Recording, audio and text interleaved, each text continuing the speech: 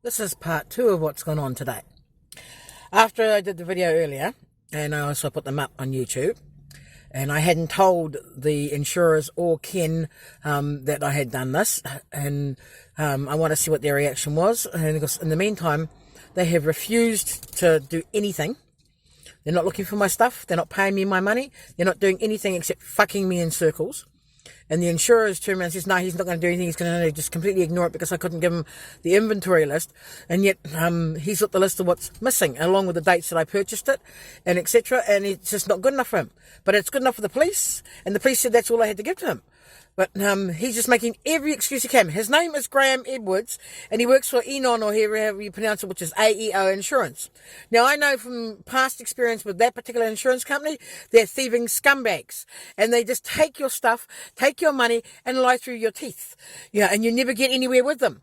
If I'd have known he was even involved with them, I would have never been involved with Ken. But unfortunately, I got stuck with Ken. Ken is the operations manager for Bert, Tarry, and it's about Tarry, Carriers Limited, New Zealand. They're based in East Tamaki. I put his name up on the first video because I've had enough of this shit.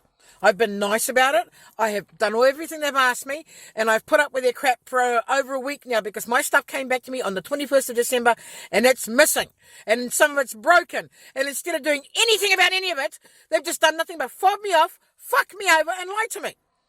So I'm at the end of my patience. So that's why I put it all up on YouTube. And now I've made sure that he understands what's going on, because it's not just on YouTube. I put it on my Facebook page as well. Because I have people all over the world who look at my Facebook page. I have people who all over the world who look at my YouTube channel here. What some of them don't realize is some of the people who look at my account for me and look at my videos and etc. are those I've talked to in the departments that I've dealt with over the years. Now, if you've been following my videos for the last 7 or 8 years, you know that I've dealt with the Queen's office in England, the Queen herself, the United Nations in Geneva, the United Nations in New York, the World Court as well, along with The Hague, the New Zealand government, a whole bunch of newspapers, magazines, and etc. And a number of those people may not have been able to actually help me, but they view my channel. And they see what I get up to. And they see what happens to me. And when people start looking at stuff and seeing like, oh, she's not just saying that, she is being fucked over. Oh, she is being robbed. Oh. And they sometimes turn around and go, oh, these people aren't right. That's not right. That's not right. Well, I've had enough of people fucking me over. That's why I do the channel. That's what I do the videos. And the videos are so scumbags can't get away with lying. And we know who all the scumbags are out there that I've dealt with over the past 7 years, ranging from sections of the police, to SPCA, to government departments, to Vin Diesel himself, or Nigel Lloyd. And these are just some of the scumbags I've named. And every time I open my mouth and I put it up online, it's because I have the facts to back up what I'm saying. I'm not talking through a hole in the head. That's not my mouth. This is my mouth. What comes out of my mouth is the truth. And I don't lie. I don't need to lie. I have no need to lie whatsoever. But I do have the need to actually be pissed off and speak my mind and tell you exactly what the fuck is going on. And the fuck that's going on at the moment is I'm being fucked over yet again when I should be treated fairly, when I should have my complaints taken care of, and my stuff should not have gone walkabout in the first place. Because Ken, who runs Bert Tarry Carriers, was paid to take my property, to look after my property, to store my property. He refused to allow me access to my property for over a fucking year. Until I got fed up enough and Wins got fed up with this shit that they allowed me to get it moved. And lo and behold, what do we find after all the promises? Oh, you can't access it, you can't, this and that, it's safe, it's that stuff is missing. Now, I don't know whether the stuff went missing before it went into the containers at Royal Wolf or when it came out on Saturday when they packed the truck, because the guys who delivered it to me on Monday had no idea what was going on. And I kept asking them about stuff that was missing. And they had no idea because they didn't pack the truck. Somebody else packed it on Saturday. So, again, where is my stuff? The people who are supposed to be responsible for my stuff are not. They're doing nothing but make song and dances and excuses. Oh, we need this, we need that. So you give them what your best you can. Because, again, a lot of the stuff was in storage. And their excuses, oh, we're not going to deal with it if you can't give us a full inventory. I don't have to give you a full inventory. I just have to give you the list of what's missing because it's my stuff. It's my privacy. And you have no right to know what's in there unless I decide to let you know. And pure and simple, that's exactly what's gone on.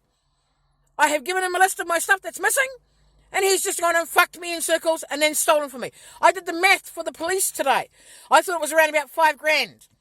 It's a hell of a lot more than $5,000 because I priced some of the stuff in between talking to the insurer and talking to the police. And I did a rough costing of it at the cheap costs. For a simple example, my DVDs, which are Blu-rays, all right, second-hand to buy are about $10 each. There's 80 of them missing. To buy them, you vary in price between, again, $10 up to $40 or $50 because they're fucking Blu-rays. My dolls, which is in a 90-litre container, which are porcelain dolls. As an average, those dolls are $20 each, and there's 20 of them. You do the math. Same with the DVDs. You do the math.